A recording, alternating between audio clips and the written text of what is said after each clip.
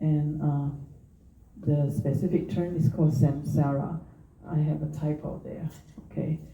So, and in the afternoon, it will be 12 links of dependent origination. So this is a very Buddhist term. So I just want to know, have you heard of this before? Karma? Samsara? Okay, no. 12 links of dependent origination? Okay, great. All right. But I'll explain.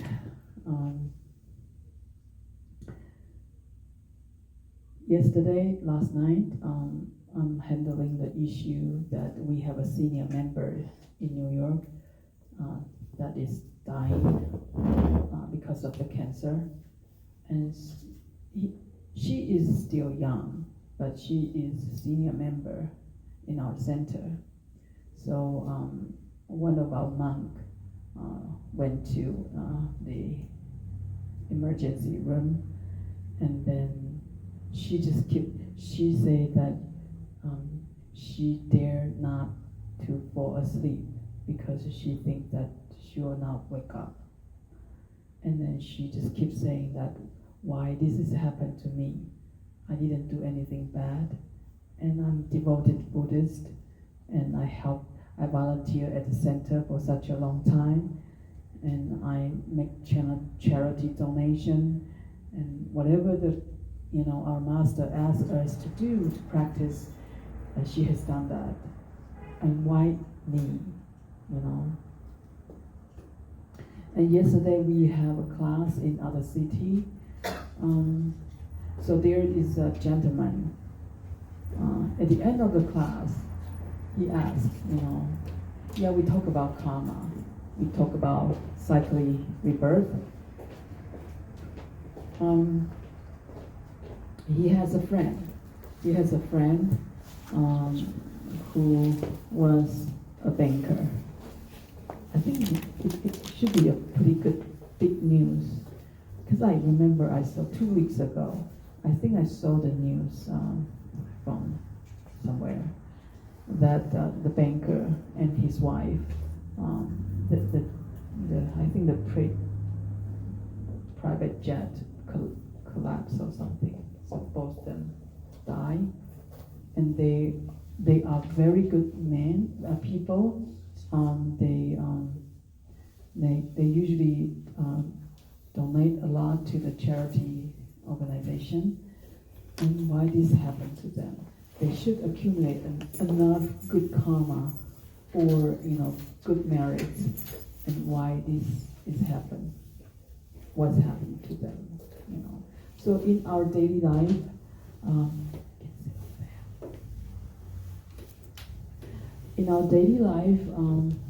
we see this kind of story a lot, and it might happen to us, any one of us. We might. The couple was like 65 years old, and the lady I mentioned, who passed away last night, probably like 50 or 55 something. And so pretty much they were asked for an answer, either from God, because the couple were Christian, and like God. This question will be actually for all the religions, because all the religions established to help people to have a peaceful, happy life. At the same time, all the religions try to guide the people, telling that life is not that only this life, 80 years or 100 years on earth. There is, spiritual part that we need to know before we die. Believe it or not, because this is a religion and faith. Because we have a practitioner, I don't know what the religion he belongs to. And then he asked me, you talk about past life, prove it. You talk about future life, prove it. How do you know? How do you know we have past life and future life? I say, I have no answer, because you only can die once. after I die, I cannot come back to tell you, yeah, after you die, then so and so something will happen. And tell you, I cannot go to the past and tell you what had happened. Of course, nowadays, you can find ways to know about your past. Either you go to fortune teller or medium, or you go to do the hypnosis. People will find some way to tell you, who were you in the past life? But do you believe it? I don't know. Okay, so karma and cyclic birth is the idea that not initiated in Buddhism. Actually, this idea has already proposed by ancient Indian religion, in the Vedic religion, like in Hinduism.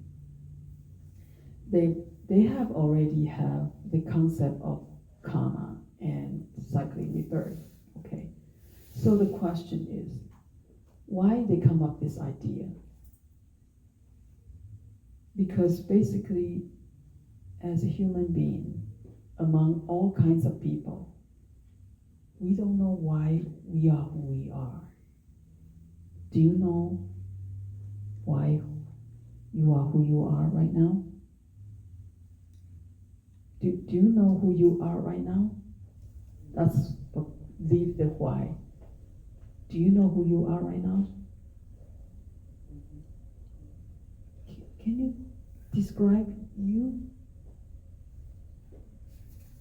Your physical condition, your mental condition, and all the people related to you, the relationship between you and other people, the relationship between you and this environment. Can you describe completely?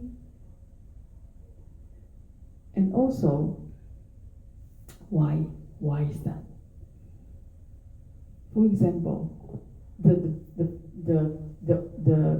most direct question is like, why me and my sibling, we come from the same family. We receive kind of fairly equal care from the parents.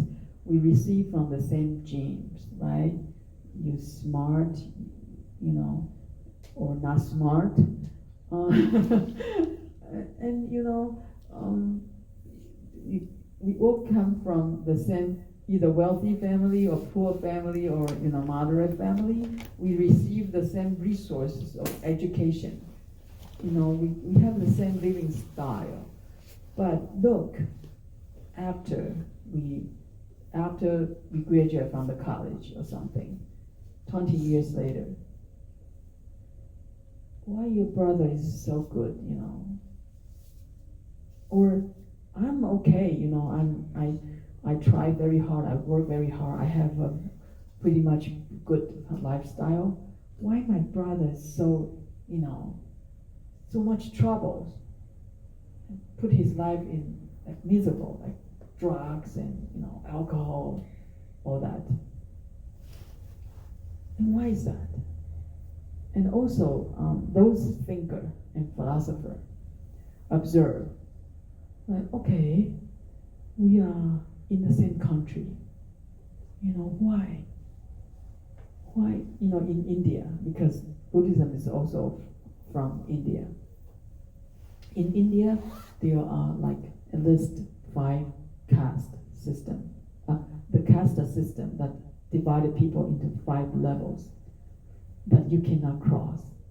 For example, if you are from the royal family, like Brahman, then you are always Brahman. No matter how ugly you look like, no matter how stupid you are Brahman. Okay, you are always the noble person. And then if you are in the lower caste, you're basically slave. You can only do slave and dirty work for the society. No matter how handsome you are, no matter how smart, intelligent you are, sorry, you are in the slave caste. And people believe that a royal family, a royal member, the Brahman groups, after you die and you come back and reborn as Brahman again and again. And if you are in the slave level, you are always born as a slave, no change.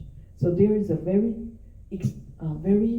restrict rules between the marriage, about the marriage between different castes.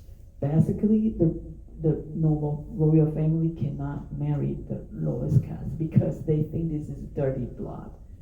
You cannot get clean. But if you are the second level, okay, you can marry with the royal family, but you have to, I can't remember, you have to marry maybe twice or 3 times with the royal family to clean up, to be upgraded. You know, they have this kind of concept. Very interesting.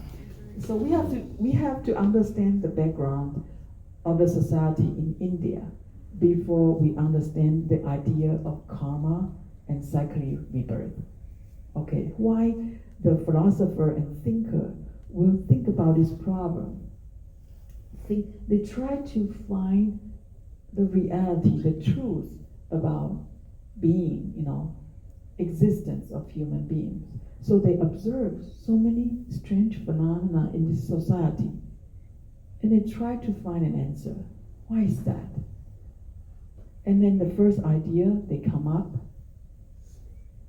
is called karma, that it happened in the Vedic religions. It developed in BC 1000 to 800 year. So the karma, they think the concept of the karma, okay, look at the PowerPoint, originally in the Vedic religion, where it was related to the performance of rituals or the investment in good deeds to ensure the entrance to heaven after death, while others person go to the underworld or the hell, something.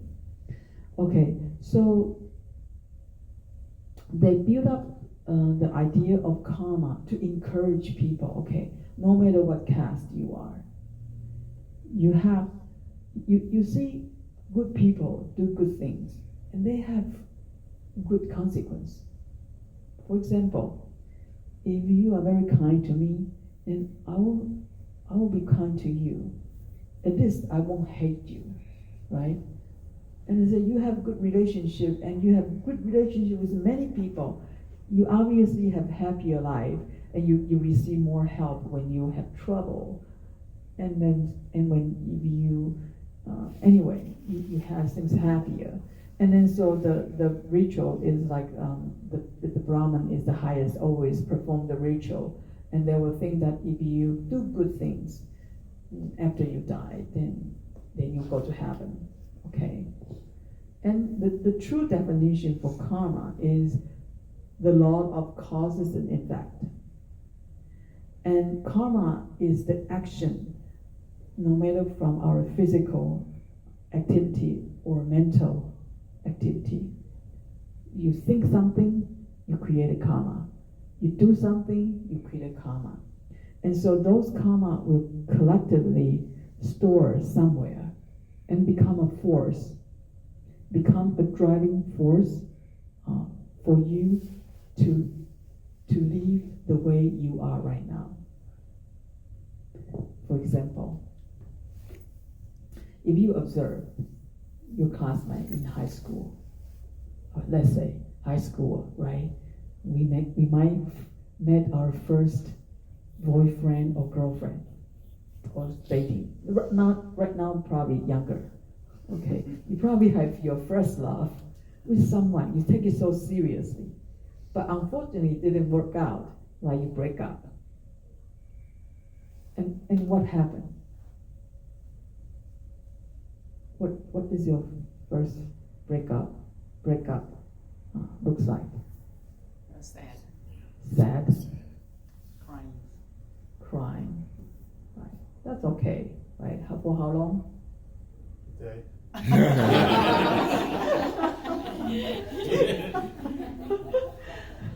Okay, a day is good. Okay.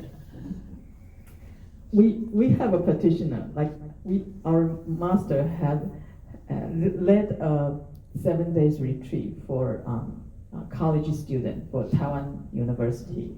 It's the highest, like Harvard in U.S. Okay, Taiwan University is very intelligent people there. So our master has a retreat there. So like the second day, there is a student request for interview. Then he told our master, say, I want to leave. I cannot sit longer. And our master say, why? My girlfriend abandoned me. Abandoned me. I'm really painful. I cannot sit. You know, every time I sit there, I'm thinking about her, and I feel so sorry for myself. I cannot sit. And so our master asked him, you know, this is your first time or what? And he said, this is my first time break up with my girlfriend. So our master said, okay, this is only the first time. You can take it, because you are going to have many times. And guess what? If that person say, oh, this is my 5th time, and then my master would say, okay, it's already 5th time. What's the problem to have the 6th time? Well, same thing for the marriage, you know, didn't work out.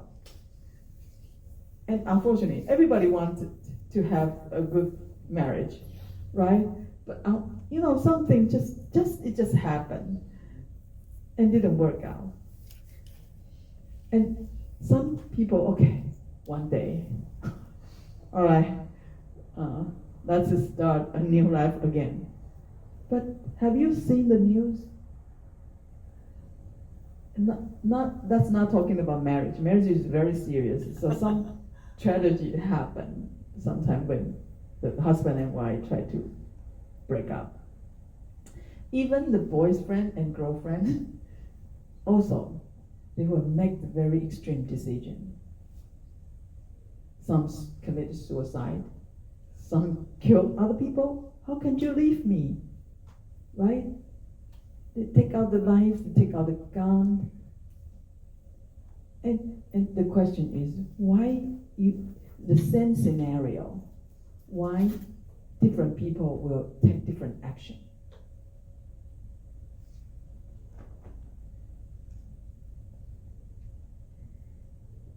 Different action must from different thinking.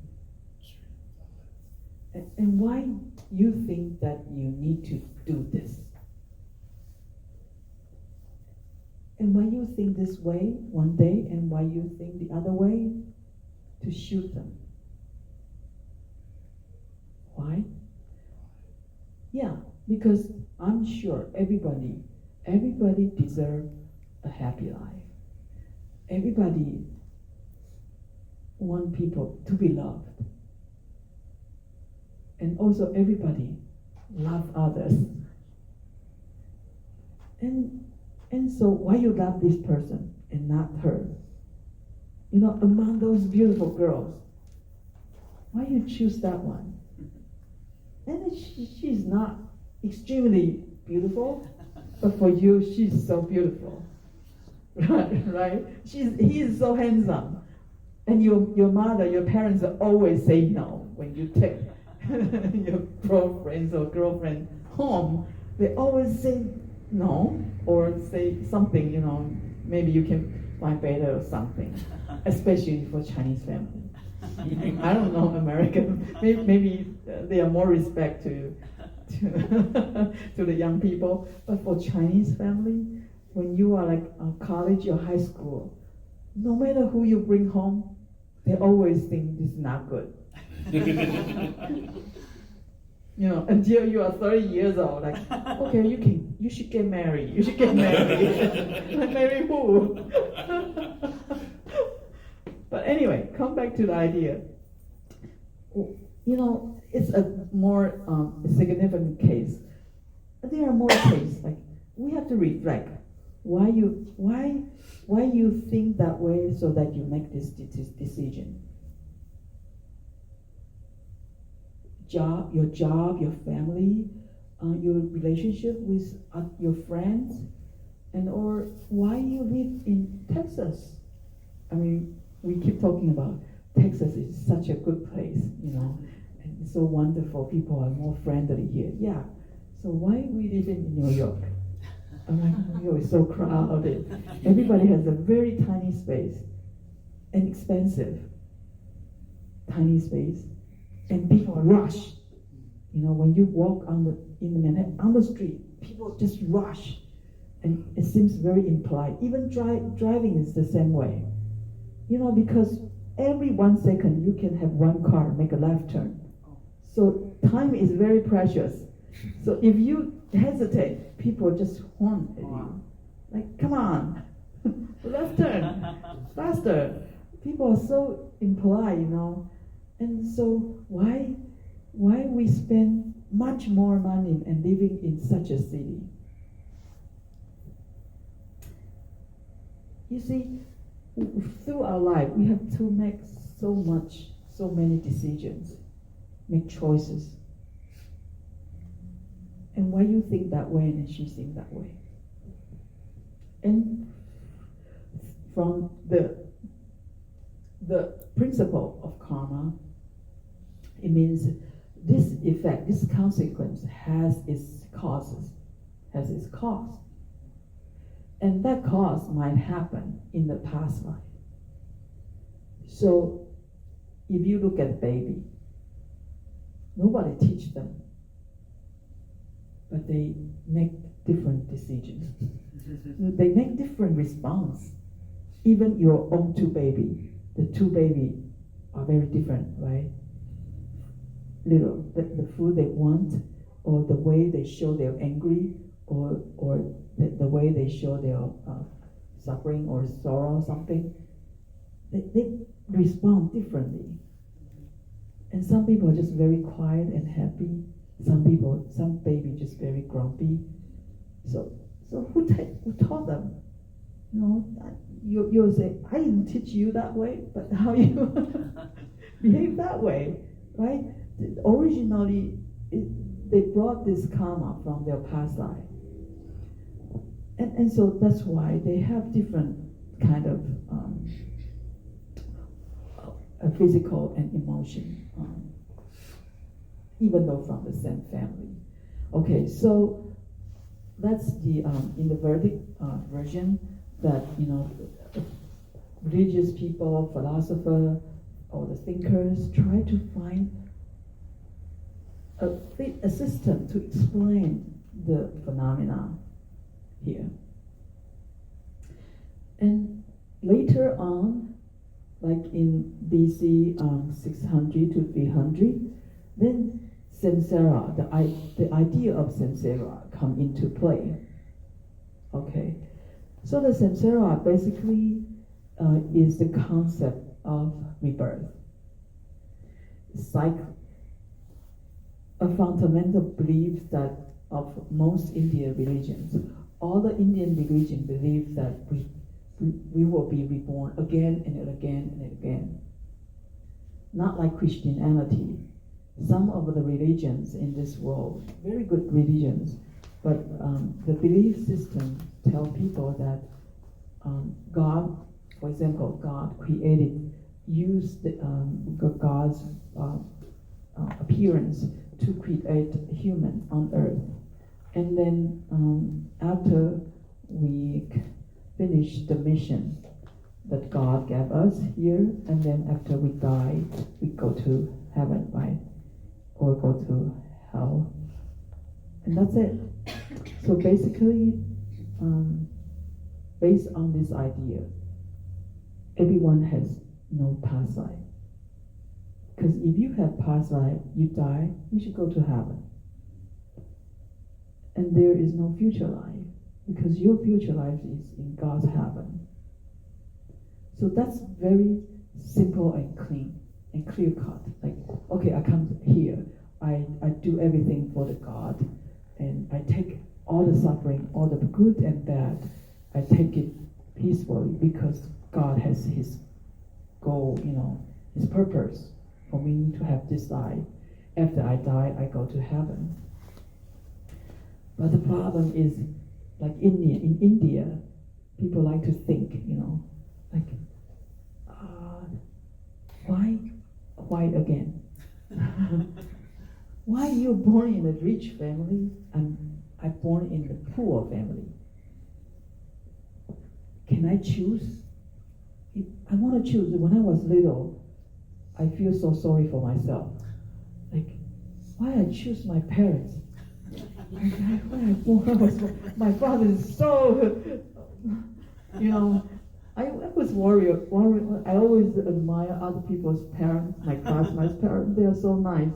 Why my parents are so mean to me?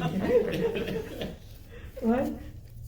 But I didn't run away. But I have this question, why they have such good parents? I don't. But eventually, every child thinks that parents are so mean to them. No matter. But we always think their parents are good, but much better, right? And then and also they have to have this idea of, just like I told you, if you are Brahmin, if you are the royal family, you were reborn as a royal again and again and again, cannot cross. So the Indian religion have to establish this belief system in order to run the caste system accordingly. For example, the marriage, right? There's no, you cannot cross to the top level to the lowest level because you never get clean. Okay, and then there's a rule like you have to marry 3 times. But I think my understanding is that if you are Brahmin, you marry with the second class, and your child have to marry with the Brahmin again. And then the child, the grandson, have to marry the Brahmin again, I think twice or 3 times, in order to clean this caste, the blood. And how can you convince people to follow this and believe this? Because you were reborn as the same caste. And also, if you are dog, you are always reborn as dog. Right? No cross. But that's a verdict belief system. So it touches the samsara. The Buddhist Buddha, okay. So Shakyamuni Buddha, he was an Indian prince, right? And then he has a good karmic roots that he decided to leave home and practice with all the masters in different religions. And then he quickly achieved the highest for each master's, under each master's teaching.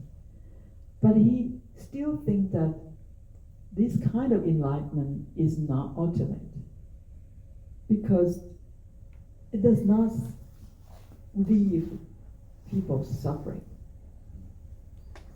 People still suffer, people still get aged, people still die.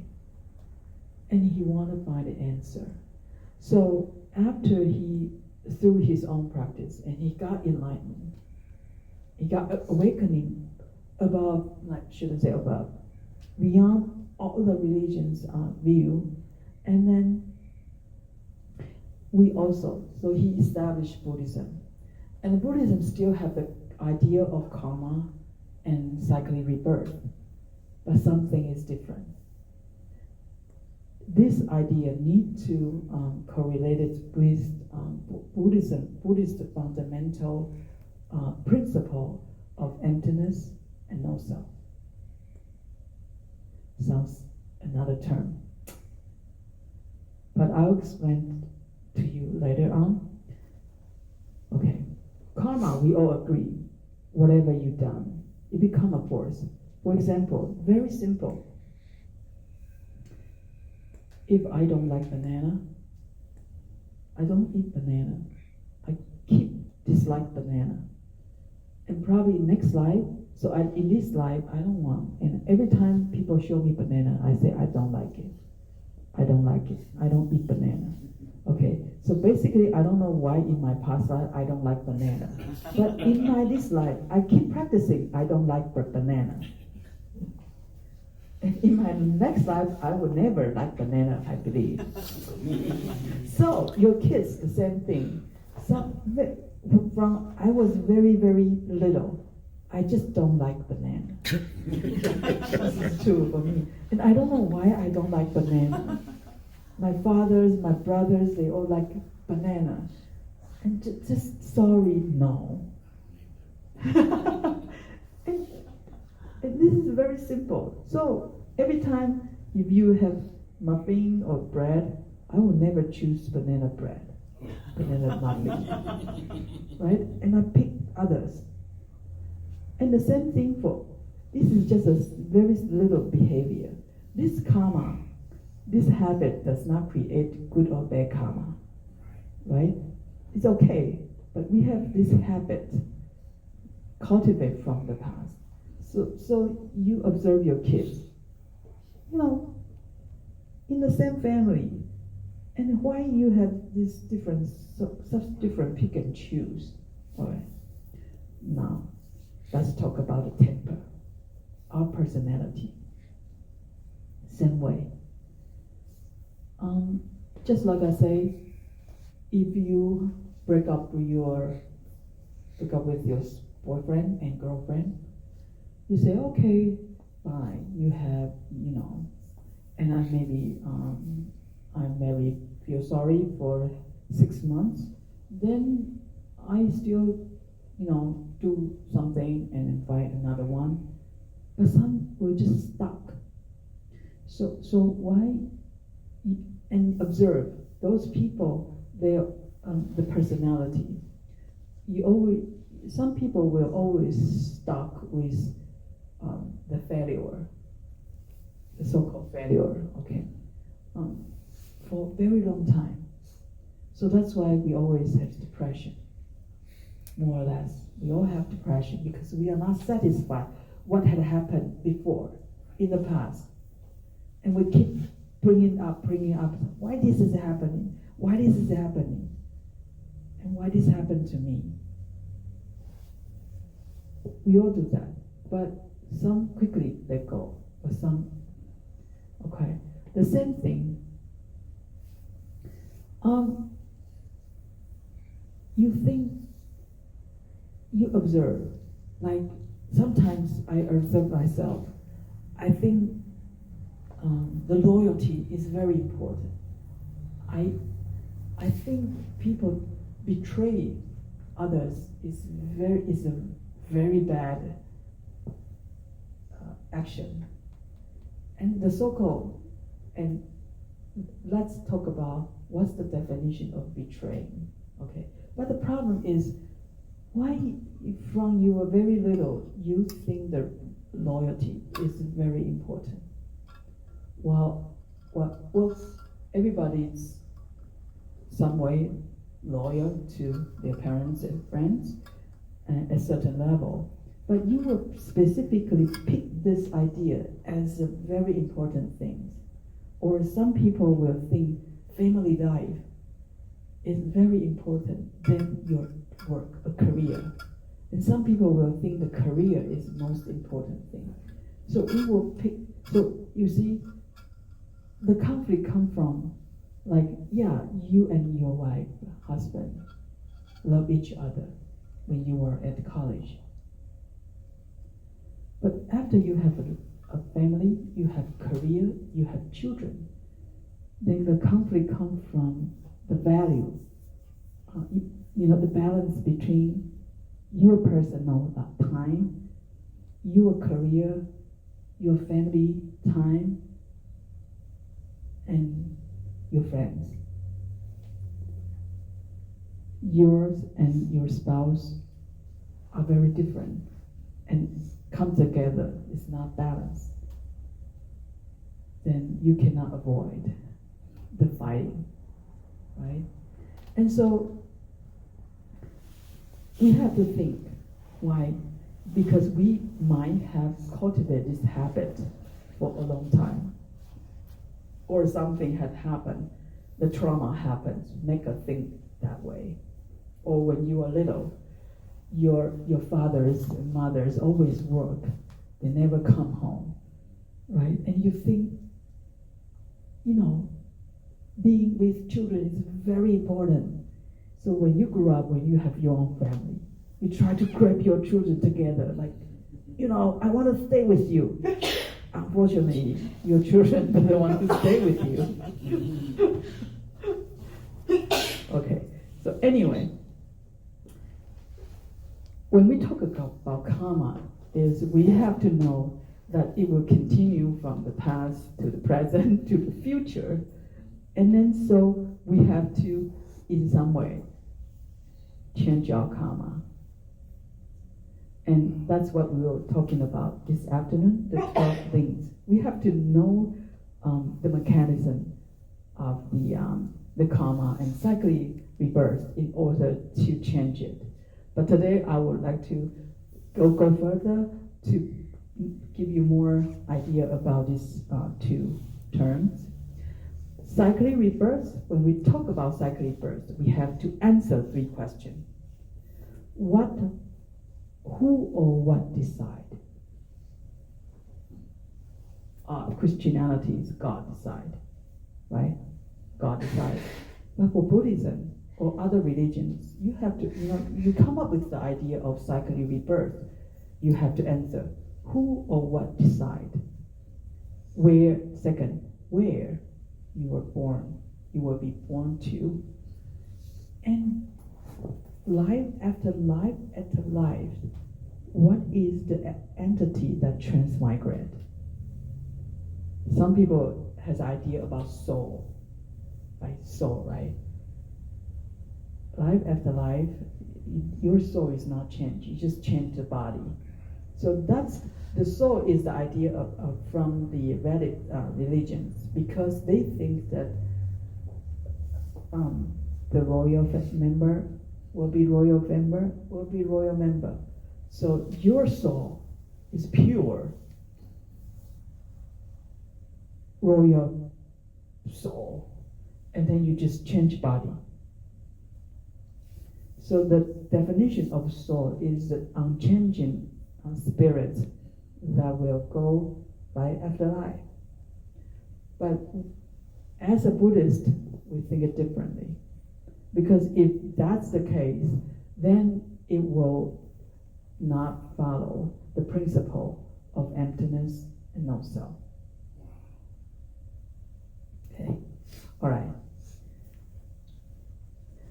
People always ask me for evidence, prove it.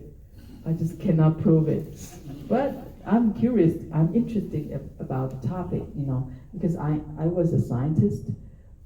So I would like to know if anybody studied that, which is very, very difficult. If you go to the YouTube or some books, we can find the books talk about near-death experience.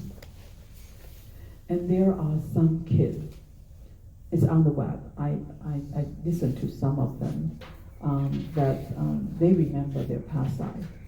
They remember their past life parents, friends, so they remember. So they told their current parents, like, I was who and who, and my parents was who and who, and I live in where. And so they brought the kids to the place and did find his parents. and define his friend or even his wife. Yeah, there are a few cases, and some like one case is very famous. Is he was a pilot, so he was a pilot, and he when I think it's World War II, and he was shot by the Japanese pilot and crash. You remember all that, and so he knew the plan, the plan he fly, the parts, he know how to fix it. Little kid, you know, this is what, you know, everything.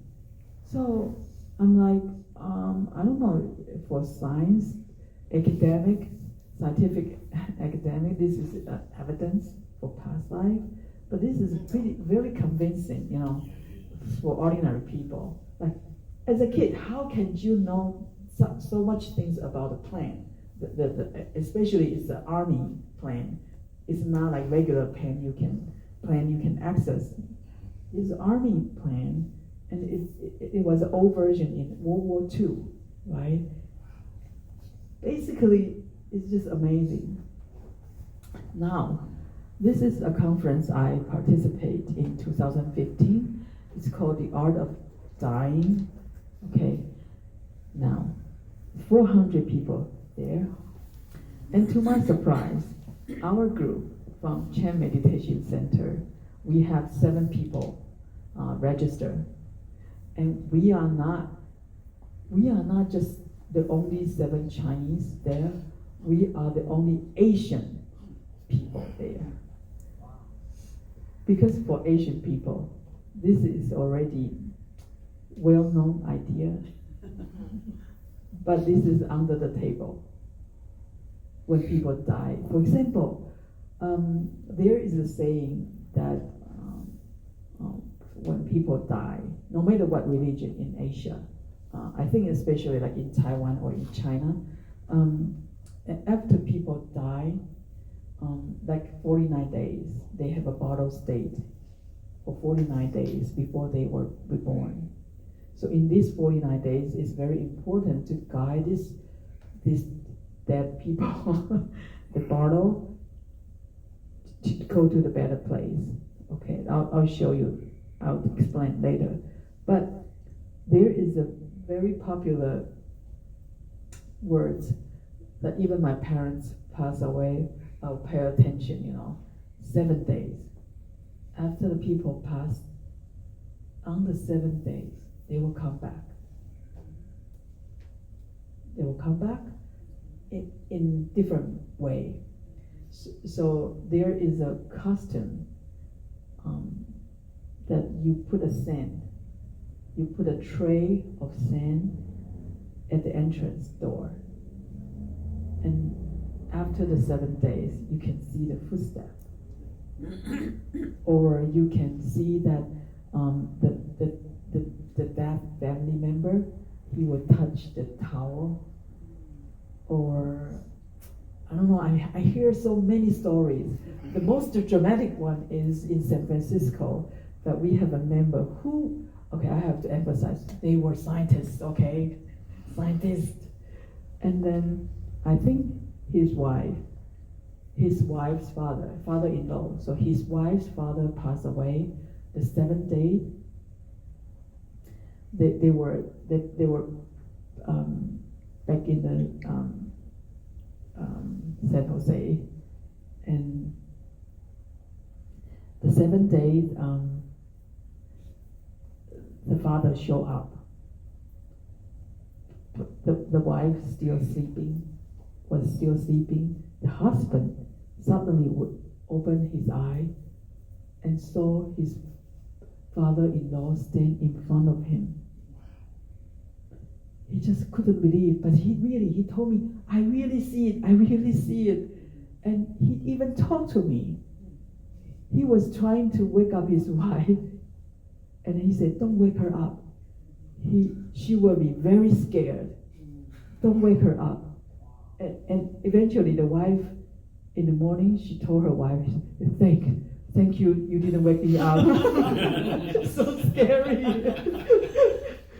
And then the father-in-law told the husband, say that, please thank my daughter for me, because she took care of me at my later year, the last year, because she got, I think either Alzheimer's or Parkinson, that she couldn't take care of himself, and her mother passed away, so she went back to Taiwan and took care of him for many months, and so washed her body, changed the diaper and everything.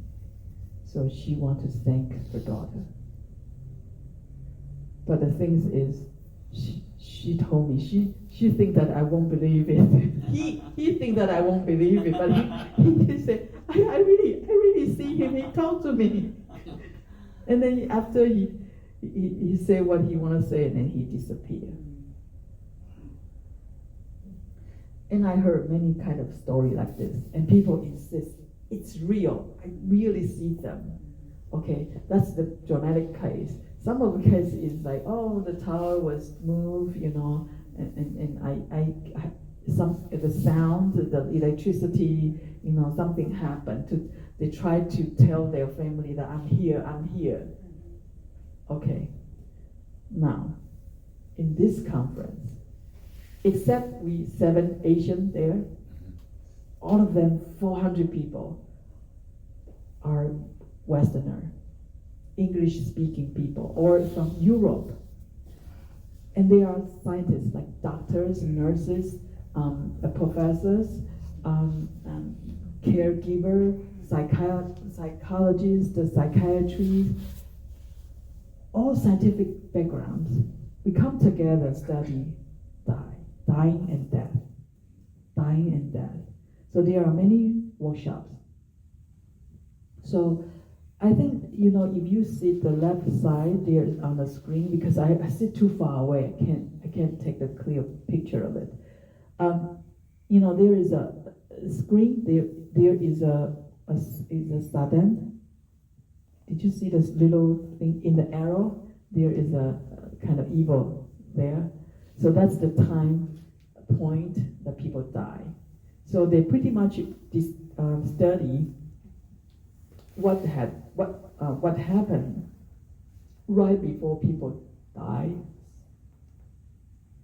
and a little bit about what after people die. Okay, so this time they do they survey a lot of doctors, nurses, and they study the family, and they obtain quite amount of data and do statistic analysis. And so I think some of the idea that I told you, the data showed in this conference, I was like, oh wow.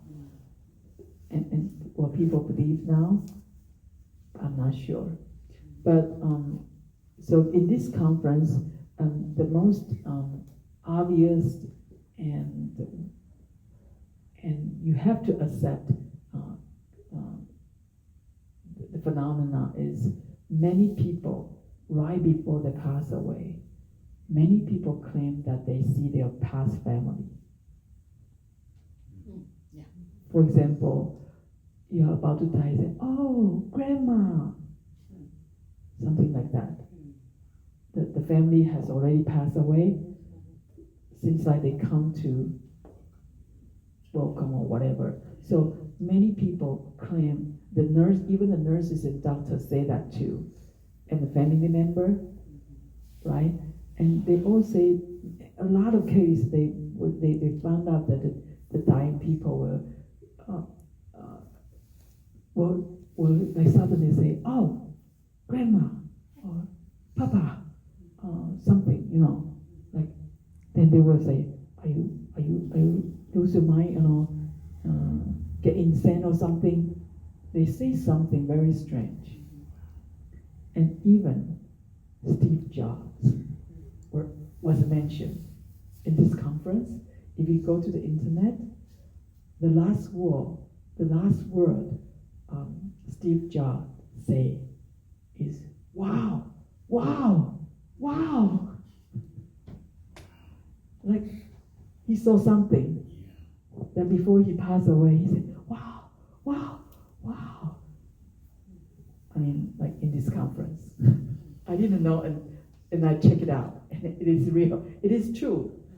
That he seems like he saw something right before he passed away. So, and unfortunately, nobody claimed that they saw the God. Like, God, you know. But for Buddhists, some people claim that they saw Amitabha or they saw Bodhisattva, Guanyin Bodhisattva or something. But what I'm trying to mention that let's talk in scientific way. That in this conference, from the statistic analysis, some people about the dying. I think it's like we are entered into another future life or something. You can see things differently. Okay. Okay.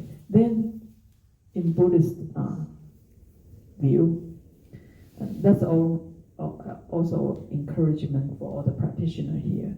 Like, you know, we meditate, right? We want to have a relaxed body and less anxiety, less depression. At the same time, it's very important. The meditation is a way to train our mind, not just willpower, okay? Train our mind to be soft, to be compassionate. Because when we come down, when we have no judgmental thoughts, we can see things clearly. We can love others more directly, more unconditionally. And then when the big things happen, like dying, facing the dying issue, we don't know what would happen. But it definitely is not a very, for ordinary people, is not a very comfortable process. Okay, so we should have a mind power that no matter what we have encountered, we can let go of all the influence from the outside, and also have the mind power to keep ourselves in a peace and quiet status. So it's in daily life the same way. You know, you might encounter some of the misjudgment, mistreatment, unfairness, or just your family just not reasonable. Always everything that would happen to us, every one of us. But we have to train that the first moment, the first time when that happened to us, we can be at least don't take action. We probably cannot have the power to stop to have the wrong thought or the bad karmic thought, but don't take action. Because after you have the thought, right after that is the action. Either from your mouth or from your body. And the first step is training. Okay, I hate you, but don't take out your gun or knife, right? How can you fire me? How can you do such a things to me? But have the mind power to stop, take action right away.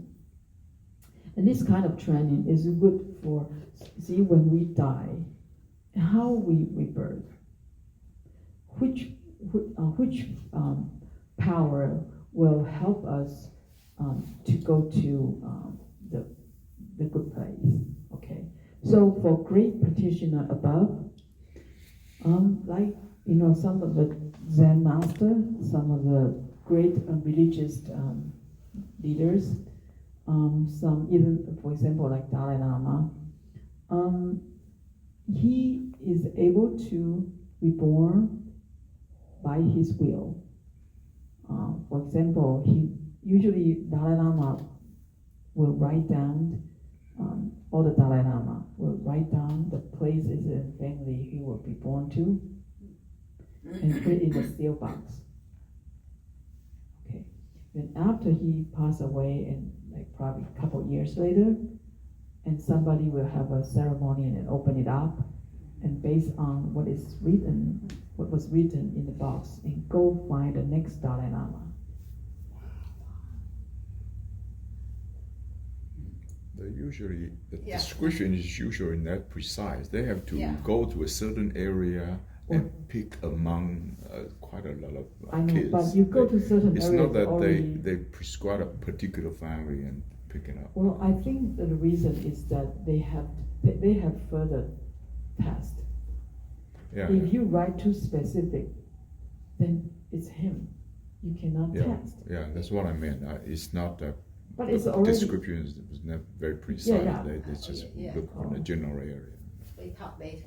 All right. Okay. But anyway, it's like at least a certain village, Not right? so miracle. Okay, but certain that's okay. village in some area, and they would go find him. And then what they did is they find some of his toys to the kids, and let the kid pick.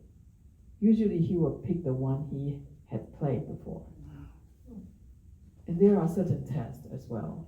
So to identify the next Dalai Lama. So this is Tibetan's tradition.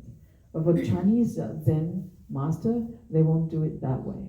They were reborn, but they won't claim that they were such master in the Tang Dynasty or something. They have their own way to continue their vows. Okay. So what I mean is, what I'm trying to explain, maybe the story I told is not that precise, but Dalai Lama, when he tried to reincarnate, another term for rebirth is reincarnate.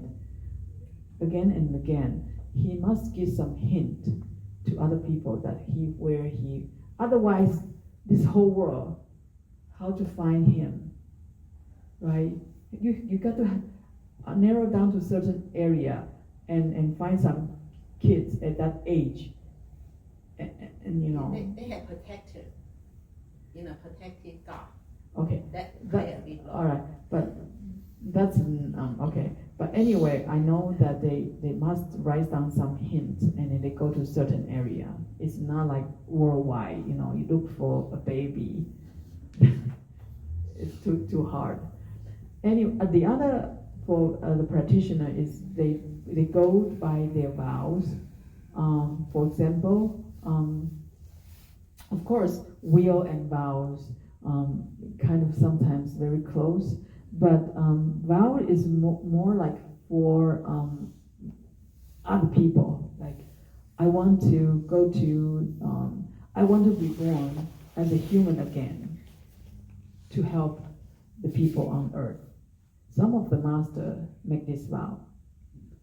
So even though their practice can go to very high level and continue their practice, but they vow to reborn on earth again, or they want to go to Amitabha's Pure Land or something, okay? But for ordinary people, if you don't practice, or you practice not good enough, usually when we are reborn, two driving forces. One is by our habit. One is by our karma. The habit is that, for example, you are the pianist. You like pianos so much. You like music so much. When you were born, you will easily go to a music family or a family like music. One of the case I know is the Chinese pianist called Niu Niu.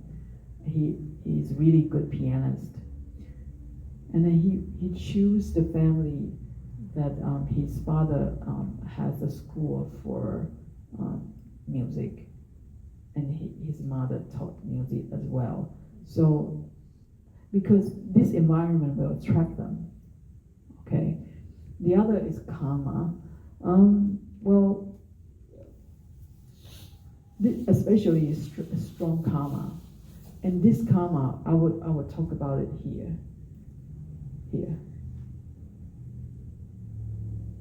Before I get to the detail, there are two kinds of karma. Look at the center first.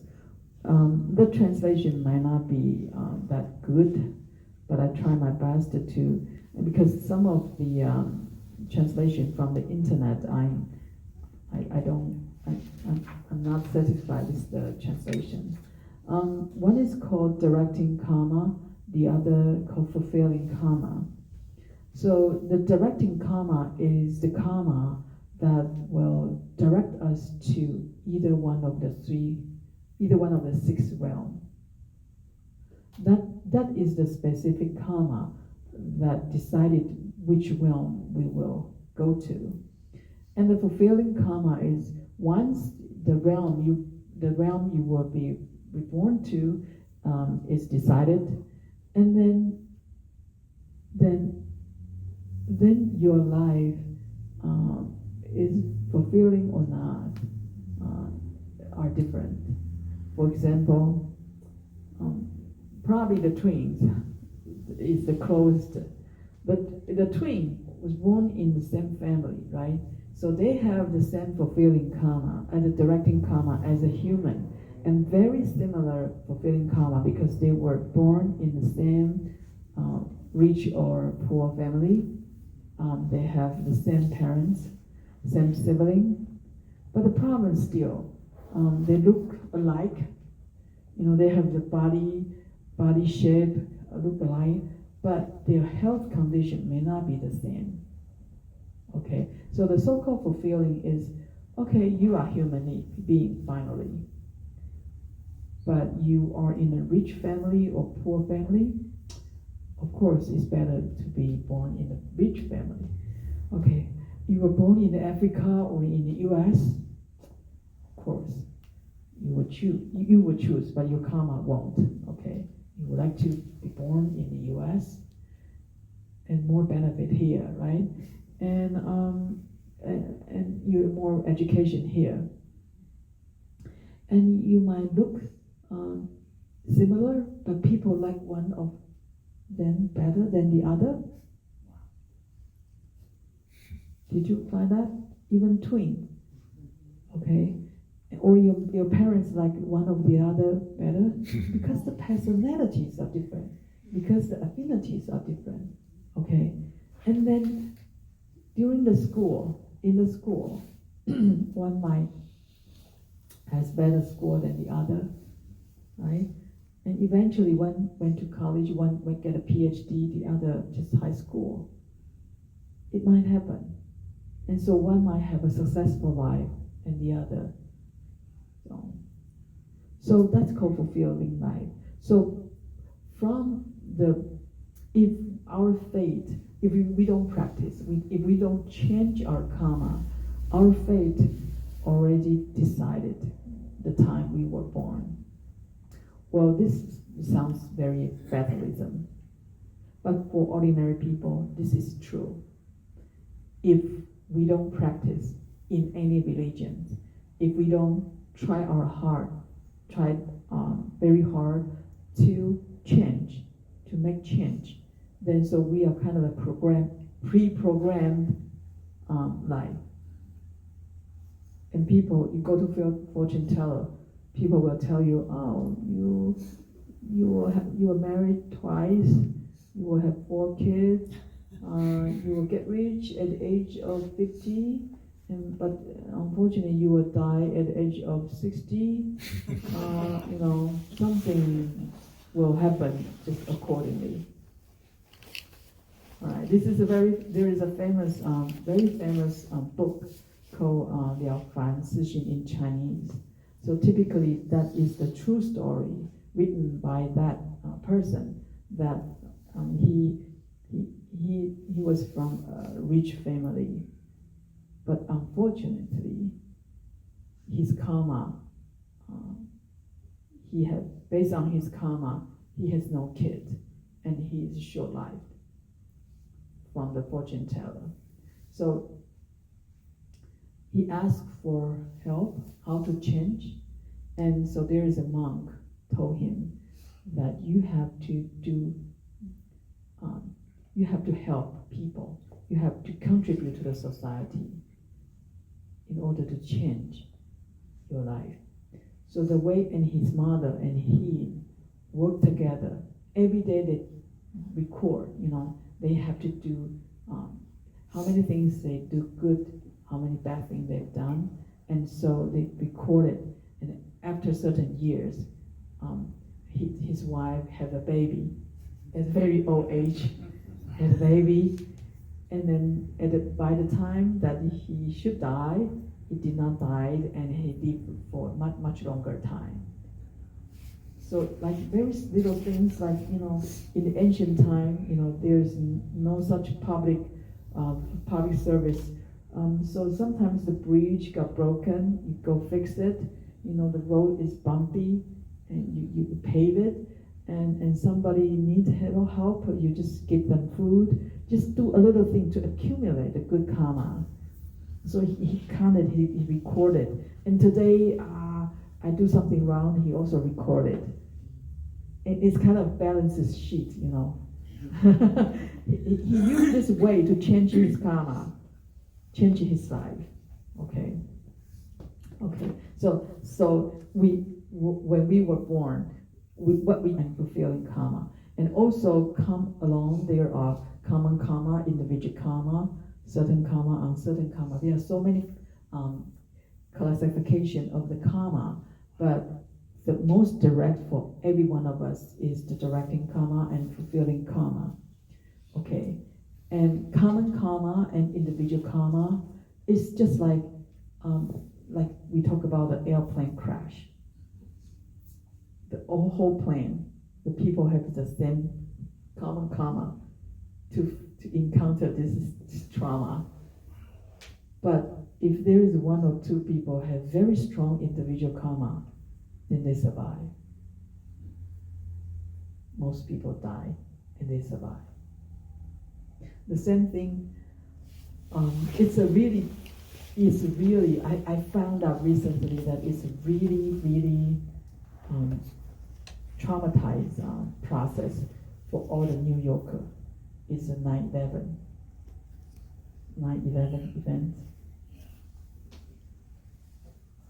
I tried to share my experience in the 9/11 Memorial Hall, what had happened to me, what I feel. And I found out that all the New Yorker, nobody want to go to 9/11 Memorial Hall because they cannot take it. What had happened that day is really hurting or influenced all the New Yorkers. Very traumatized event. The scenario, the smell of the city. I keep listening. They tell me the story. I'm like, oh, how you guys get through all this? Even and people, let alone people, how people die, in that event. So, but some people die, some people survive. And this is like all the Manhattan people, the New Yorker has the same common karma to have this event happen to them.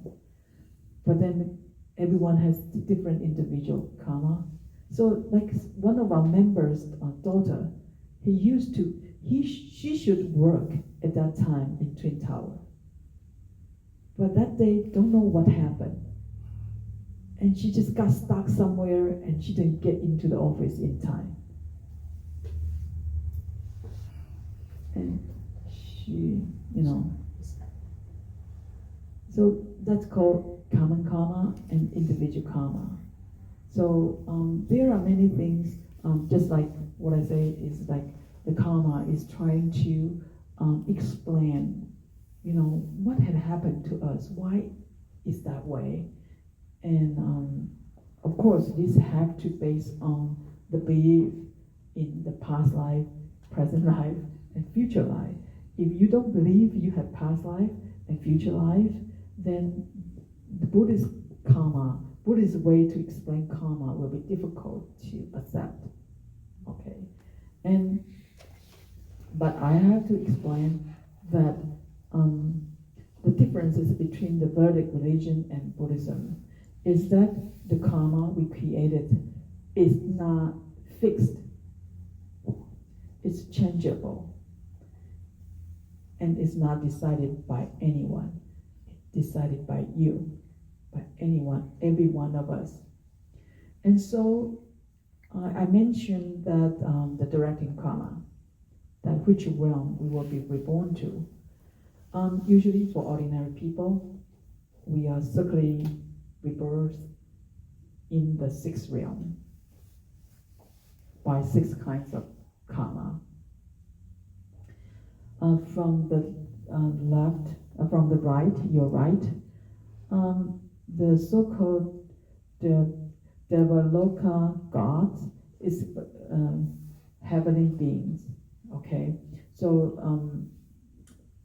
the Buddhist universal views that how we describe the universe is not just like the galaxies things. The galaxy still belongs to the earthy system, but there are different layers of heavens. Okay, so if you want to reborn to the heaven realm, we have to accumulate 10 virtuous deeds, the karma from the 10 virtuous deeds, which basically 10 kinds of good body, speech, and mind actions. Okay, for example, no killing, no lying, and no slandering, no divisive words, and all that. You can check from the web. The 10 virtuous deeds. Then this karma will bring you to the heaven. And if you are, you have good merit, for example, you are very generous people. You like to donate, you like to help people, but at the same time, you get angry very easily. Have you seen such kind of people? We have a member like that. They are very devoted, and they help, they volunteer their time, they donate money, but they have such a high standard, so they get angry very easily. Sometimes they scold at other volunteers. You're stupid. This is dirty. They get angry. And sometimes if people do something wrong, and then he will shout at the door and say, "I'll never come back again." Something like that. So everybody just scared, like, "Oh, she's coming? Maybe next time. I'll come next time," or something. People scared of her. This kind of people, they have merit, they have the power to help people. They get angry. Ashura also in heaven. They have merit, so they have the power, but at the same time, they like to fight. Something really bad. So in the heaven, it's still very, they have fighting up there. This belongs to Ashura, and heavenly beings more nice, like more gentle, nice, peace and harmony. And human, if you want to be born as a human being, you have to keep the 5 precepts. Okay, 10 virtuous deeds are developed from the 5 precepts.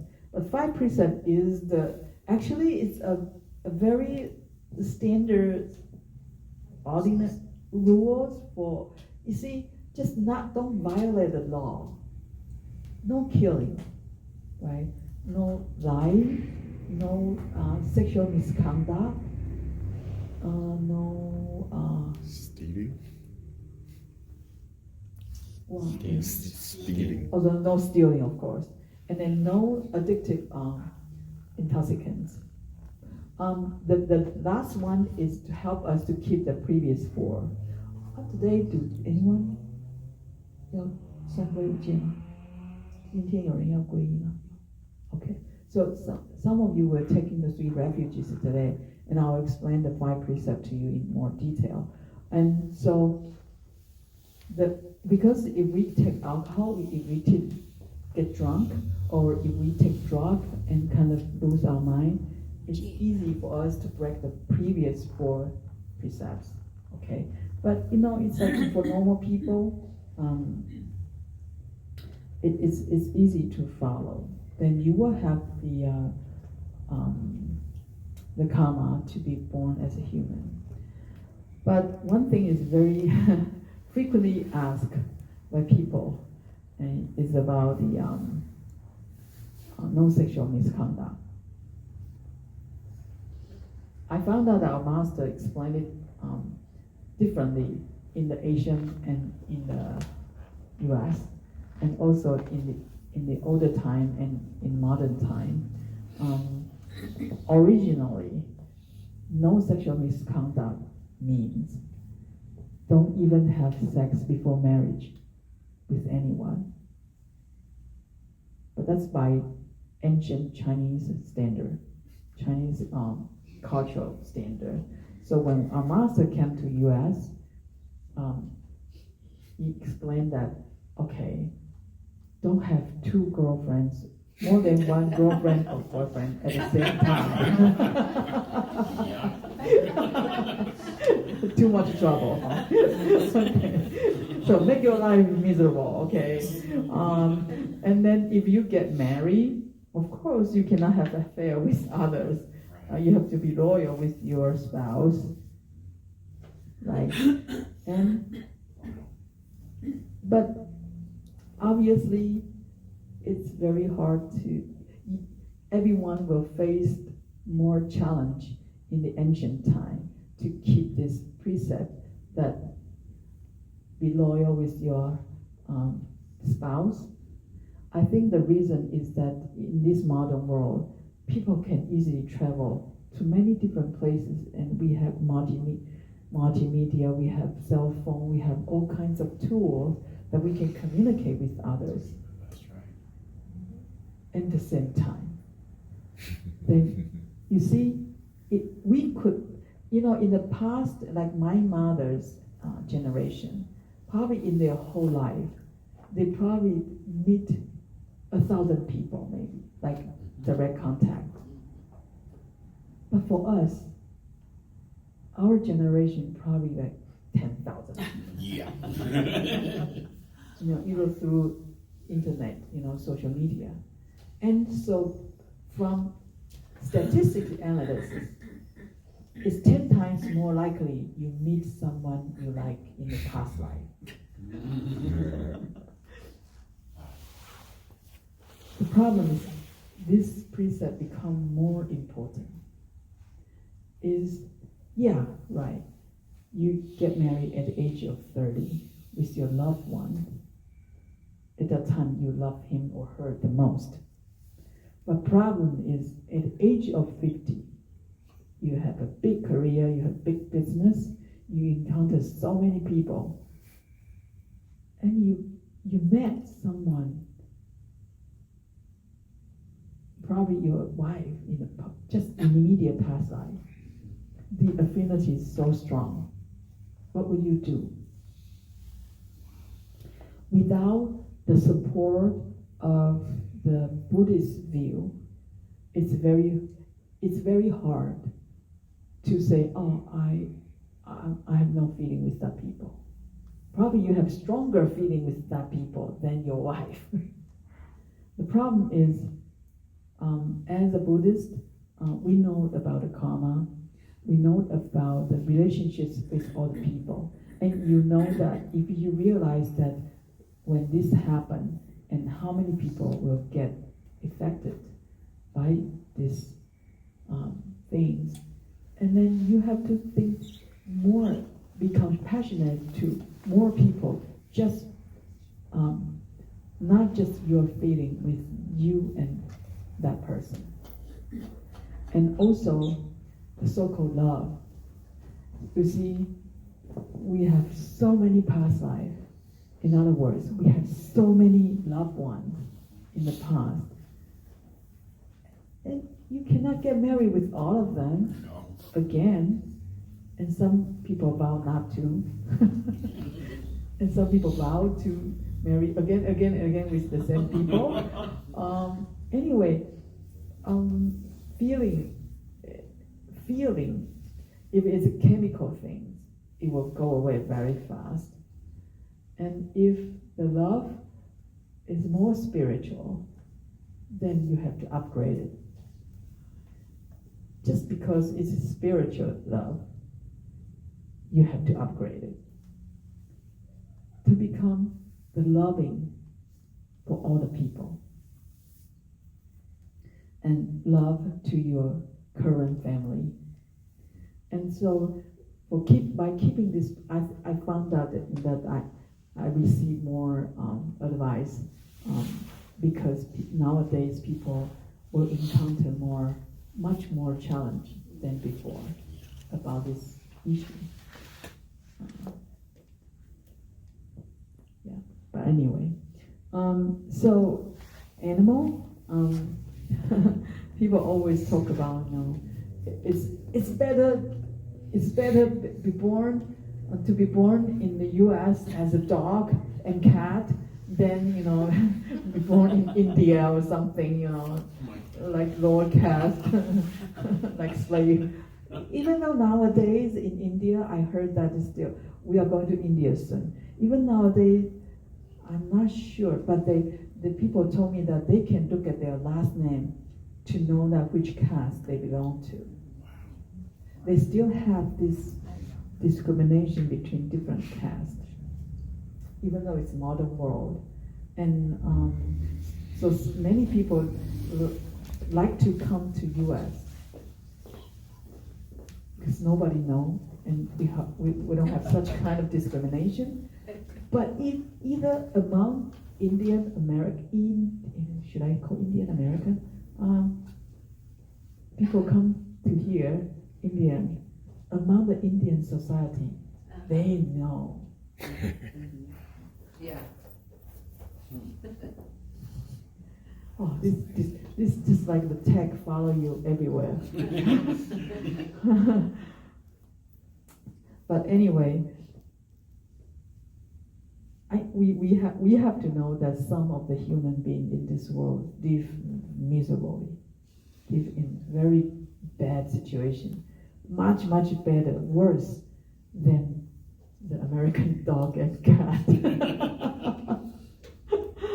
But for animal, the problem is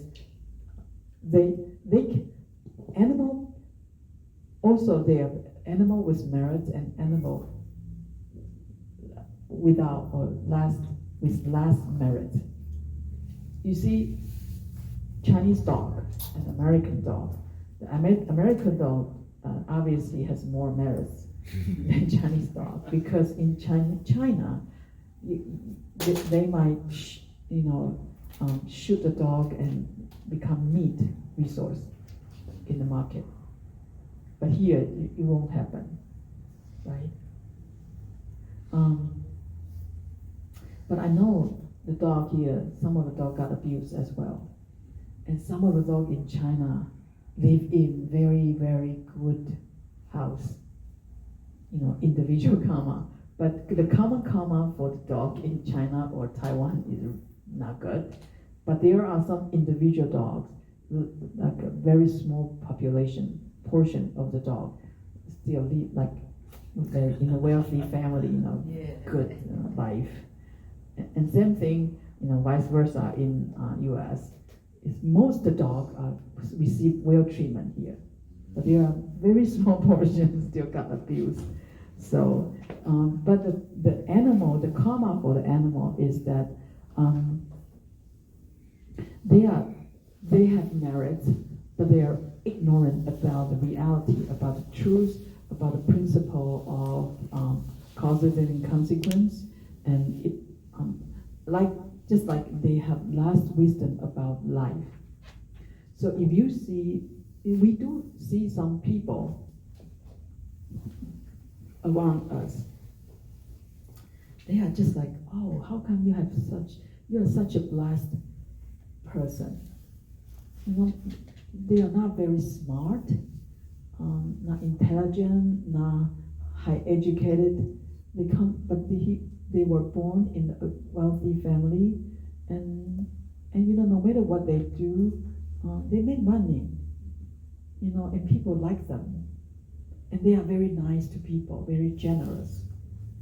But when you talk about something, because basically they don't have to understand those, because everything runs so good for them. But they don't know about what is suffering. Do you know people suffer? Oh, really?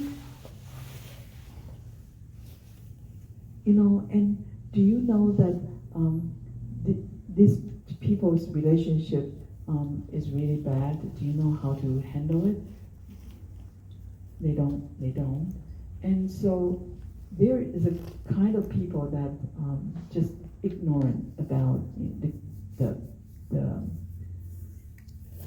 philosophy behind the existence. So they are easily reborn as an animal. And some of the people, you see, every one of us has all this karma, okay, for the sixth round. So I got angry as well. You know, I was ignorant. I'm ignorant as well. I don't fully understand the Dharma. So sometimes I do stupid things as well. And also I'm jealousy, and sometimes I'm stingy as well. But the problem is, if you constantly, every time you got jealousy, every time you see some people better than you, just like, oh, it's not a big deal, I can do better than him. You know, like, oh, he has such a good career because his parents help him. You know, that's why he's a stupid guy. You know, and, you know, you always jealousy at people and complain about like you are not treated fairly enough, and then you have. Even though you are not a wealthy person, but you have something extra, and then you don't want to share. You don't even want to share with the kids or your spouse. Then that's a problem. See, we do have some cases when people dying, they have money, they have property, they still want to give away. Keep the money for themselves. Even right before they are dying, they still won't let go. Okay, so that is a strong karma to be hungry ghost. So you are so attached to you. Okay, like I'm better. You know, it's easy to go to the hungry ghost. And the 10 heinous deeds is the other way around from the 10 virtuous deeds.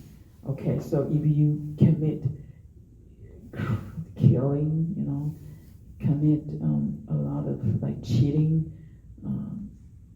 always advise people, you know, everything, then it's very easy that you go to the so-called Naraka. Hell is like the hell, okay? But like I say, we all have this karma. But how we should do, or how we should help others when at the moment we die, we are not driven by the lower three, you know, kind of karma, and reborn into that. It's very, you see, we have to be careful. Okay. For example, generally, you are not a stingy person. You are not a jealousy person. Okay, and you are a very good person. But unfortunately, your husband has an affair with someone, and at the moment you die, and you almost die, you have not died, or you just die, your husband bring that woman back. You know? And that inspire your jealousy and anger. Like, how could you? I just died or I have not died. and you know, so if you are compassionate enough, don't bring that woman home in 49 days at least. You know, if they don't know. But once they die, they have the ability to know. You think you hide very well. You think your wife has just died, and you bring them to the funeral, to the home. Oh my God.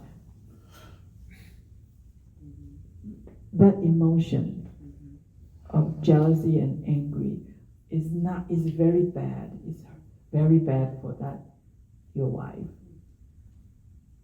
I just give you an example. So generally, he should go to human realm or heaven. But at the moment he died, he seems to have a bad luck, and you didn't. So that's why when we help people, when we try to help people die or try to do the funeral service for our members, we always will ask, anyone here that people doesn't like or has big problem with, then we will ask that person to, just don't show up just yet. But at the same time, we will guide and give them advice, give them guidance, to let go. If at the moment you die, you can let go all the things, including that your husband has an affair or your money all taken away or something. Let go. Let go of it, and then it's a blast for you. You cannot keep money no more. You cannot keep your husband no more. Nothing you can keep. Only thing you can keep is your karma. And letting go of the bad thing is a very powerful karma. Okay, so and also likewise, somebody committed killing, somebody is a very bad person, doesn't mean that they have no merit. Doesn't mean that they don't have good karma. So usually, as a religious chaplain, we have monks and nuns, and also Catholic priests and fathers, nuns. They vow to help people in the prison. You need to have a great compassionate mind in order to do this service for them, because basically they are overwhelmed by their bad karma. The curse from the society and from the victims' family, and everything's so negative from around. And how to help this kind of people, and they are not. It's not like they cannot change. They still have to receive the consequence of what they have done, but also at the same time they can change. So that's the so-called the no self. The emptiness is the capacity to be everything. The emptiness, and so we are not fixed by anything. But the problem is we have an attachment. We fix ourselves as this, so we cannot see the power, cannot see the capacity to be everything. So my meditation, usually the purpose of meditation is to see our true nature. The nature to be everything. Okay? Yesterday I explained it. We saw ice, we saw water, we saw steam, right? Ice cream, ocean. Now we know it's all H2O. But ice is a solid thing. Water is a liquid. Steam is air, is gas. So they can change, invertibly change, right? But H2O is the same. H2O in every shape, every condition is the same. The only difference is because of the temperature and the ingredient. The ingredient, you want to make ice cream, put some sugar and milk, right? Freeze it. If you want something lemonade, put some lemon, sugar, right? So only thing is the conditions that are different. So we all have Buddha nature. We all have the capacity to be everything. The problem is we have different conditions, which is our karma. The karma to be human, the karma to be poor, the karma to have this and that. So what I'm trying to say is, we, by understanding this, even though we keep in mind, oh, I might go to ghost realm, I might go to animal realm, I might go to hell, but every one of us has a hope, because we have the capacity to be everything, and we can change by change our karma, change the condition, change the karma, then we are transformed, because that's our true nature, right? So by knowing this, the first thing we have to learn and practice is respect everyone. Everyone. That one, these people has bad conditions this life doesn't mean that he has bad condition next life. Karma, okay. And where we want to go? Actually, in Buddhist view, that we not just have 10 realms, we have 10 realms. The 10 realms is Buddha, the enlightened one, complete enlightened one. And Bodhisattva is enlightened one, but in the process of practice, how to exercise and how to operate the mind. So they are the one, they've seen the emptiness. The problem is you don't know how to practice your mind, operate your mind. By helping other people, we know how to exercise our mind to be everything. Okay? So people say, oh, somebody got enlightened or seen the nature, are they the Buddha? Of course not. You see the nature just like a glimpse of experience that you believe that we have the Buddha nature, but doesn't mean that your mind is always in the state of Buddha nature. And once you can see the emptiness of the mind, and so you don't know how to operate it, you don't know how to exercise it. For example, we all know H2O.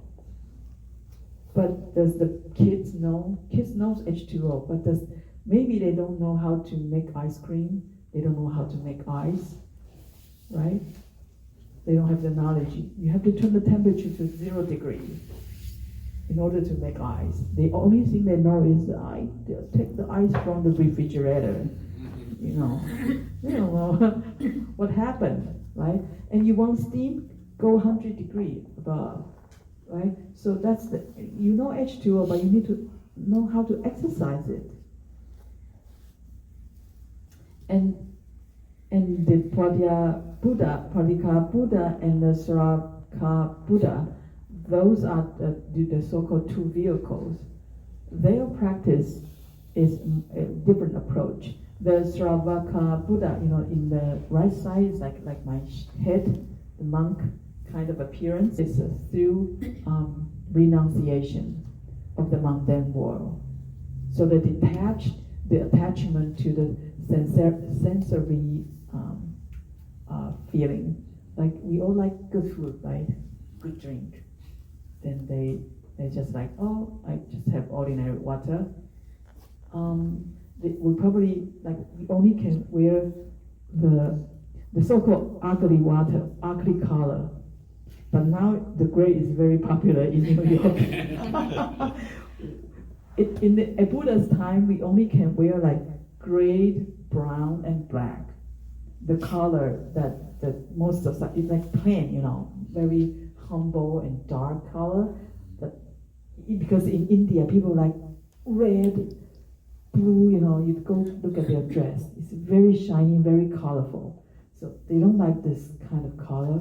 So Buddha says that detach from the craving for the good clothes and good color.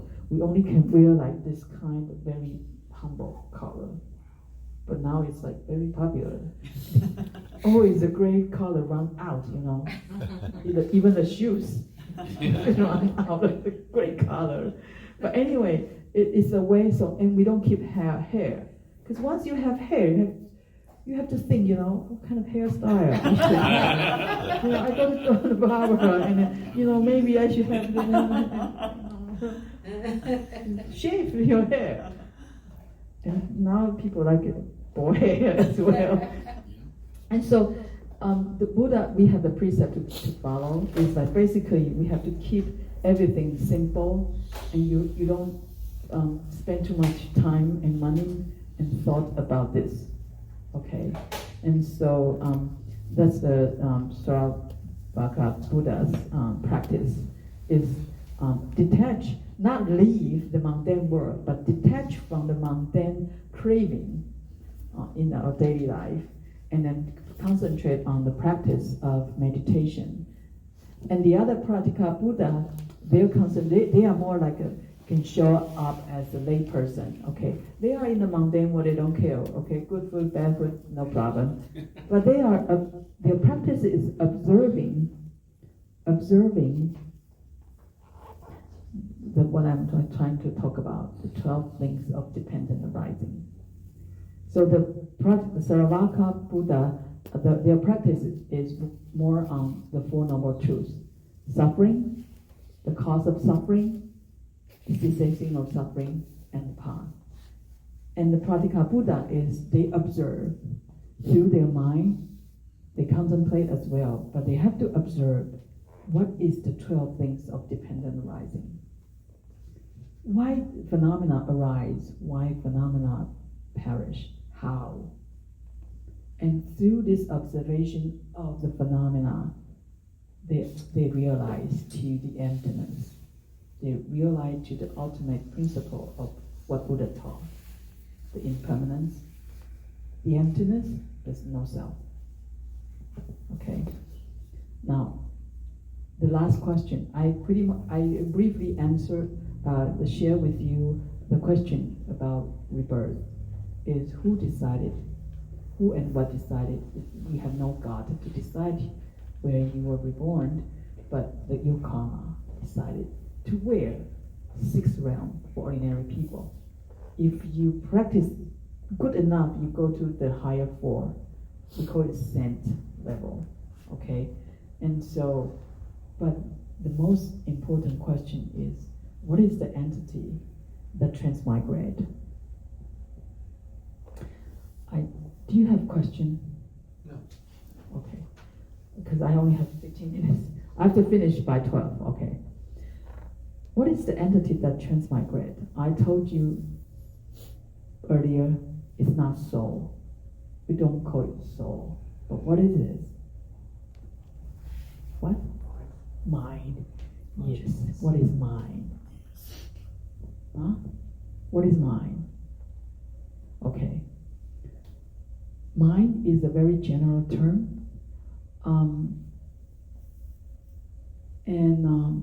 In Buddhism, we have 2 terms to describe mind. One is mind, the other is consciousness.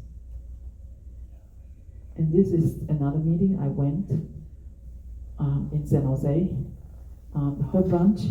In that specific meeting, the subtitle, the topic is exploring the nature of consciousness. Basically, that conference attracted like 900 scientists to participate. Basically, this is a scientific conference. The group is called Science and Non-Duality. So they have annual conference at San Jose. So I went because of the topic, study consciousness. So I wanted to know how science study consciousness now, because consciousness is a big topic in Buddhism. So we have 3 major schools to study Buddhist principle or doctrine. One is called Tathagata Gabra School, Ruaizang. Okay. The other is called Madhyamaka, Middle Way. Okay. And the third one is called Yogacara, Consciousness Only. So these 3 schools are the major schools to study Buddhist doctrines, and very, very complicated and detailed, because all the practitioners after Buddha, they try to interpret. I think it's just like Bible. They try to interpret the sutra. But obviously, you don't understand this, you attach this. So all the practitioner or master, they need to interpret the sutra in order to help us understand what Buddha taught. And so then gradually divided into these 3 categories, 3 schools to interpret Buddhist doctrine. And the consciousness only schools basically developed by all the high practitioners. Through their meditation state, they can enter into different high state of samadhi. And through this experience, they realize that mind can operate differently. At the same time, they know that the mind at a certain stage attach different things, different phenomena, or different dharma. And once you let go, once you detach the phenomena or the dharma, then your mind can operate in more subtle and profound way, and you can see different aspects of the mind. So this consciousness-only school describe mind by 8 consciousness. Okay, I'll explain that later. But scientific. Nowadays, I have to bring scientific points so that people understand. The people easily accept, because always, especially in Western society, always people ask me, prove it. What is the evidence? I'm like, oh, okay. Religion is not scientific, yeah, but they always. But I feel very good because U.S. is a very pioneer and liberal and free country. Everything can happen here. Even scientists can study some of the religious things, without challenging the authority of the religion. I think this is very challenging, because if you are a scientist, if you are not a religious people, it's very hard for you to study the phenomena in the religion. You got to have the belief system, either with Christian, Muslim or whatever. You have a faith system, and you are a scientist, then you can study this religion, right? But the problem is, as a scientist, you have to be faithful to the logic of science. And so sometimes it will challenge the authority of the religion. And for Buddhists, it's okay. For Christian, I'm not sure, like challenging God. Or I did went to, I like to try. I did went to academic conference of religion. So it's academic. So I saw people how to study religions in academic way. And so those people who are Christian challenge God. Like, oh, okay, good to hear. And then so I saw them like, and they start to say what they wanted to say. Because I'm not trying to be implied to God, but I have to say this because this is a science this is an academic conference. I have to say it. For example, now there is a big project, go to space to find living beings, There is a specific term, so long I can't remember. Very scientific, academic term. And through this project, then people ask, what if we do find some beings on other planet who doesn't look like us? But God said that He created, from space on His image. And how you explain this? And all kinds of questions, because I didn't know Bible enough. So I usually Google, what is it talking about? I know that they are challenging, and how they communicate, and how salvation, something, original thing, all the basic foundation of Christianity were brought up facing this challenge. I'm like, I feel so good as a scientist, and I'm like, oh yeah, good, we should challenge Buddhism as well, something, challenge the principle, the doctrine. I think this is a, good thing. If any religion, but the purpose of any religion is to help people to live better, and also to know the reality, the truth, right? So no hurt to debate, bring up questions. So in this consciousness, the host just say, okay, let's Google the definition of consciousness, and you will find 50 more definition. That means there is no definition for consciousness. Good point. So different professional area has their own definition for consciousness. For example, psychologists. They have their definition for consciousness. Okay, like the most famous Freud theory of personality, the ID, the ego, the superego. And right now there are scientists try to relate the psychology term to Buddhist eight consciousness. So the circle get more layers. But I talked to the scientists that have the paper about this, and he is a scholar about brain, so he wanted to use a Buddhist brain study scholar.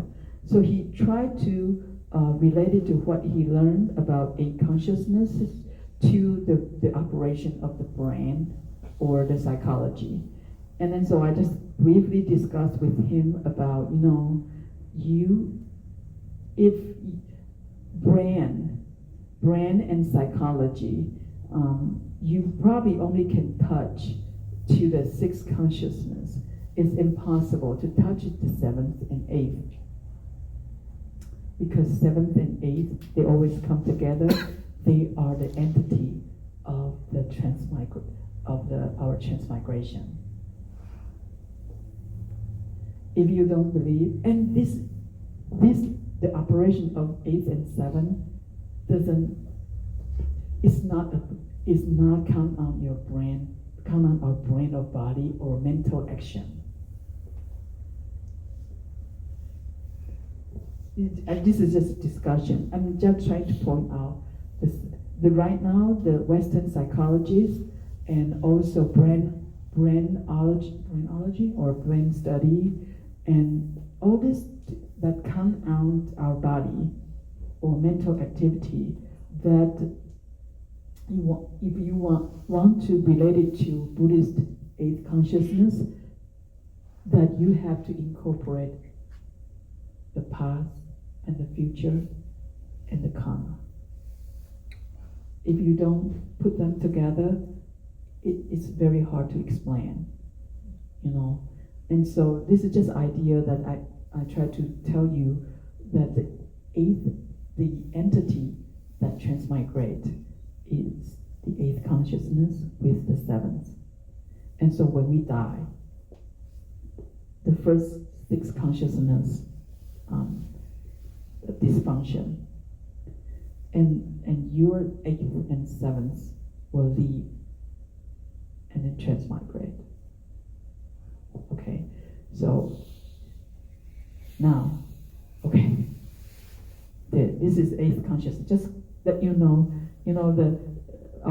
our eye, ear, body, and tongue contact with the color, sound, smell, taste, touch, and the signal went through the five organs and get to the sixth consciousness.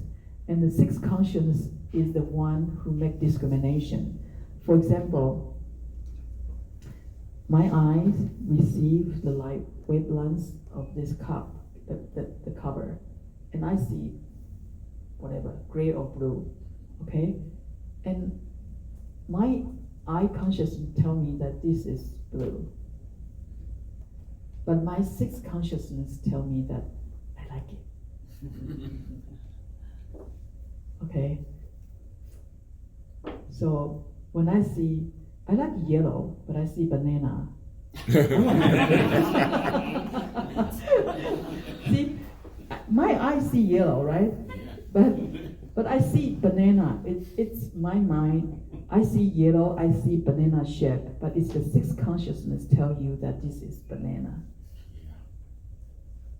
Okay, so all the discrimination, all the receiver are by our five organ, but the sixth consciousness make discrimination, but tell you what it is, and you like it or not. Your emotion. Okay, but the problem is, as a baby, why you don't like banana? Because the sixth consciousness access the data in my eighth consciousness through the seventh consciousness, and you pull out the data, banana is no good. You got the data, and then through sixth consciousness, don't eat it, tastes bad. So there's a mechanism. And so for our karma, we have already built up so much seed, karmic seed, in our eighth consciousness database already in the past. So it's really hard because the process of judgment is very fast. Judgment is very fast. And then so our practice is useless. You want to practice with your eighth consciousness. Basically, it's a storehouse, it's a database. So which is the target, the main point for us to practice is the sixth consciousness. No matter what we practice, focus on the sixth consciousness. When we make decision, even though our sixth consciousness pull out the data like, I don't like him. But then, as a practitioner, your mind coming up, you know. But even some people will, right before the idea of dislike come up, that he know his mind is working, and he's not going to like it. Before that, he stop it. But for us, it's like the idea form first. I don't like it. But then, to take action, you have to stop it. Like you scold at me, I've already know I don't like what you say to me. But then you can think like, this lousy person, next time I'm going to do something. Or, you can like, you're wrong, right? But this is based on the sixth consciousness decision. But we have to stop it before your body or your mouth say something. Okay, so can we change who we are? Yes, by changing our karma. But Vedic always practice. They also want to change their karma.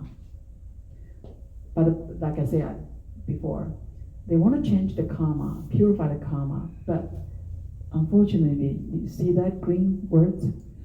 Human beings, according to laws of nature, must pay for their wrongdoing actions.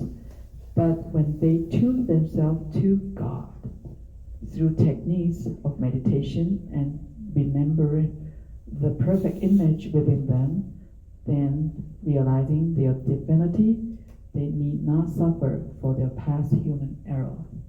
I think this is the idea of maybe salvation or original sin or something. This is probably Hindu religion. Yeah, because, Vedic. Yeah.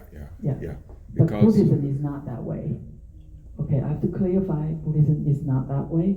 Buddhism focus on, we change our karma, purify our karma, not through God. Yeah. Excuse me. What I meant was there's a probably Hindu concept of God, but in Christianity and Islam, the God, the human beings really don't have. They have they differentiate God and human beings very. There's a huge difference. So there's no divinity in humans. Basically, you are the humans are the servants of God. Which religion? Like Christianity and Judaism and also Islam.